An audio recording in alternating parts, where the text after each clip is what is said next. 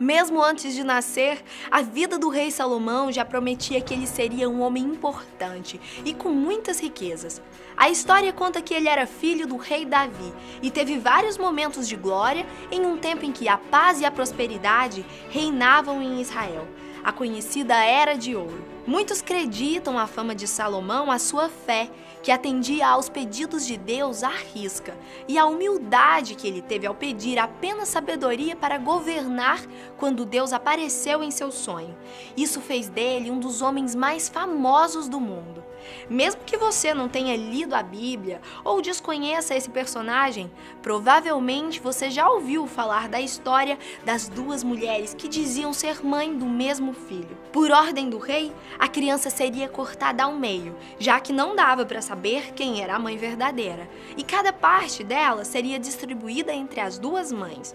Uma concordou, mas a mãe suplicou pela vida da criança e eles descobriram quem estava falando a verdade. Essa é a história mais conhecida do poderoso e sábio rei Salomão.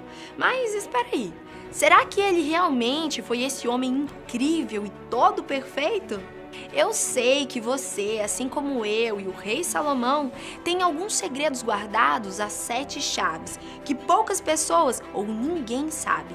Por isso, vem comigo que hoje eu vou te contar qual foi o lado oculto do rei Salomão que você não conhecia. Eu sou a Thalita Flores e sejam bem-vindos ao nosso canal. Por que os humanos? Por que o arco-íris tem Por que o sete mel não cores? estraga? Por que o mar é azul? Por que o céu é azul? O rei mais sábio de todos, como era conhecido, é considerado um profeta e representante de Deus pela religião islâmica. Mas o mito sobre o lado obscuro e reprimido de Salomão dizia que ele era um mago muito poderoso e tinha os 12 pés no ocultismo. Durante a vida, esse rei levantou importantes obras, então a história de que ele estudava muito não era bem um mistério. Agora, sobre o que ele se interessava é que é o grande segredo. A pista de que ele estava mexendo com coisas proibidas naquele tempo foi encontrada em alguns textos que fazem parte do Testamento de Salomão e das chaves menores e maiores. Esses documentos têm muitas passagens sobre assuntos de astrologia e esoterismo, a relação com outros deuses e religiões e também sobre a invocação de demônios e espíritos. Os relatos de que ele, mais pro fim da vida, tenha se desviado dos ensinamentos do seu Deus colocam ainda mais lenha na fogueira. Por ter casado com várias mulheres estrangeiras, como estratégia política, Salomão mandou construir altares de adoração para falsos deuses para agradar as várias esposas. O rei supremo não só aceitava o paganismo de suas companheiras, como também passou a acreditar e criar suas próprias teorias. Voltando para as chaves e o testamento do rei, a lenda conta que tudo começou quando Salomão ouviu a história de um servo que teria sido atacado por um demônio de nome Ornias. Esse demônio tem a fama de estar sempre em busca de pessoas para sugar a sua vitalidade e juventude. Quase uma metáfora sobre os seres imortais. É bem capaz que um rei como Salomão, com tanta influência, riqueza e poderes, desejasse mesmo viver para sempre, não acham? Bom, depois dessa história sobre Ornias, o rei Salomão começou a praticar rituais de invocação e proteção, que hoje são conhecidos como a arte de Almadel.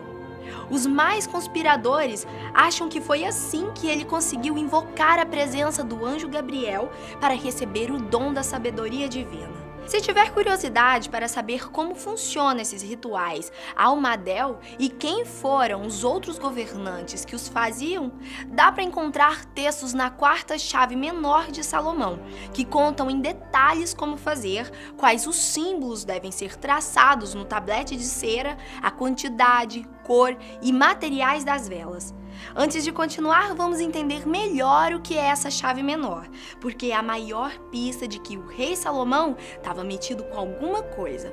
A chave menor é um livro dividido em 5 partes com textos mas muito antigos mesmo sobre magia, conjurações e práticas esotéricas. A primeira lista o nome de alguns demônios que eu vou te contar melhor quem são daqui a pouco.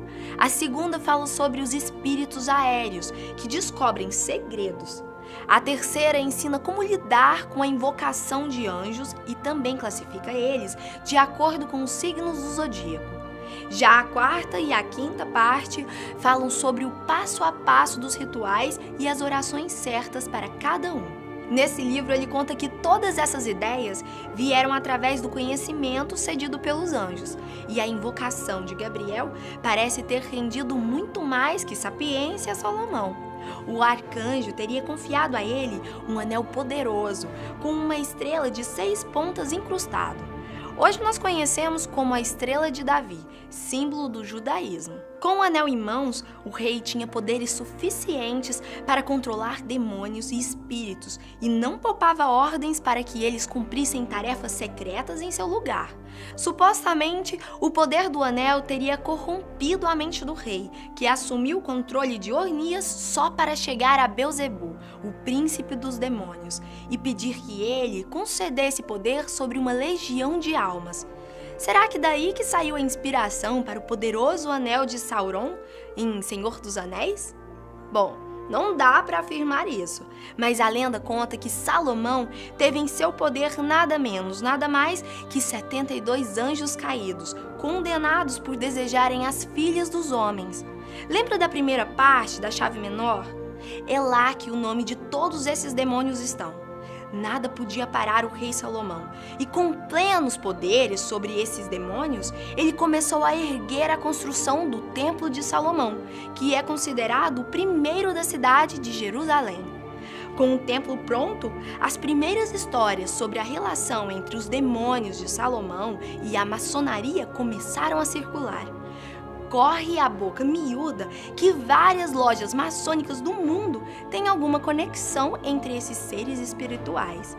Tão grande poder e influência guardava inimigos e derrotas magistrais do reinado de Salomão. Uma coletânea de livros sagrados dos judeus e o livro de Tobias sobre a origem judaica contam histórias de que ele teria sido confrontado pelo rei dos demônios, Asmodeus, que o enganou, roubou o anel do poder e jogou no mar para que os peixes comessem. Os servos demoníacos que supostamente levaram o rei à glória, agora se rebelaram contra ele. Além disso, como castigo, Salomão foi banido do seu próprio reino. Passou a viver como mendigo, vagando e trabalhando dia e noite, a mais de 600 quilômetros de Jerusalém. Histórias antigas de rabinos contavam que Salomão estava vagando por um mercado quando encontrou o peixe que tinha comido o anel do poder. Decidido a livrar o seu antigo reino das garras do poderoso rei dos demônios, ele voltou para Jerusalém e invocou o arcanjo Rafael, que destronou Asmodeus, abrindo caminho para o sucessor de Salomão. Apesar de parecer uma coisa ruim e do mal, quem segue os princípios e os caminhos místicos das chaves de Salomão diz que os rituais não são tão ruins assim e que não invocam demônios perigosos de outros planos e dimensões.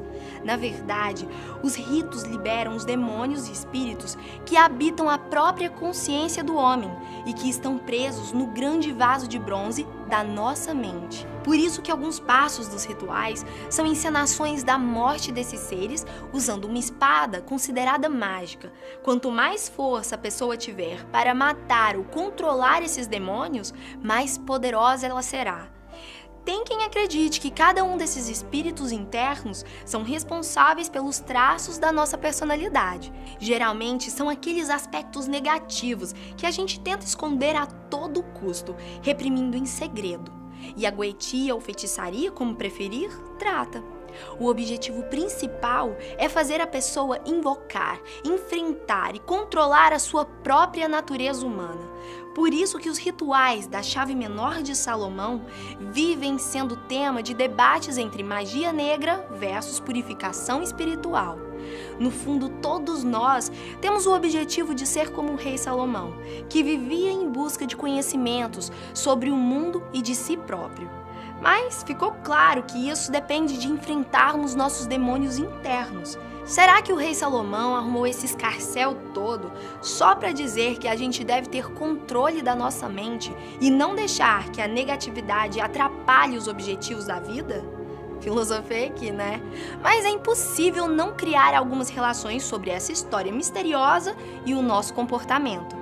Se você achou que tudo isso de clarividência interior é muito complexo, dá para entender um pouco mais sobre ensinamentos do lado oculto do rei Salomão, buscando informações sobre os que experimentaram a invocação dos 72 espíritos através da técnica Almadel. Os relatos contam que é uma experiência muito esclarecedora, porque eles te colocam em contato com os aspectos bons da psique humana. Em outras palavras, eles mostram como controlar a sua força interior e preparam você para enfrentar os medos e demônios guardados no vaso de bronze. Fascinante, não é?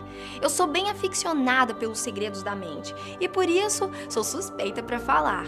Mas assim, eu não preciso nem avisar que não dá para brincar com essas coisas, né? Por isso, se você estiver pensando em fazer isso para zoar com alguém, é melhor ficar só na intenção, viu? Os praticantes alertam sobre a importância de alguém que tenha experiências bem-sucedidas para orientar tudo, porque o resultado de um ritual mal feito pode ser desastroso. Quer um exemplo de que eles não estão brincando? Olha como é esse exercício que está na quarta chave menor de Salomão. Se for só para dar um olá para o seu eu interior e fazer uma viagem rápida pela consciência, os praticantes pegam um espelho de qualquer tamanho e pintam 7 camadas com tinta preta. Depois vão até uma sala escura e organizam um pequeno altar com velas brancas. Sem enunciar nenhuma oração, eles se concentram enquanto olham diretamente para o espelho pintado, como se estivessem vendo o reflexo. Engraçado pensar o tanto que esse exercício lembra o mito da loira do banheiro, né? Mas e aí, ficou inspirado para seguir os passos de Salomão rumo à sabedoria absoluta? Oculto ou não, esse outro lado da história é motivo para muita especulação. Você acredita que ter a visão e conhecimento sobre a natureza humana pode mudar a sua vida? Será que você está pronto para descobrir todos esses segredos? Deixa aqui a sua opinião nos comentários e aproveita para compartilhar com alguns amigos, valeu? Um beijo grande e até o próximo Fatos Responde. Tchau!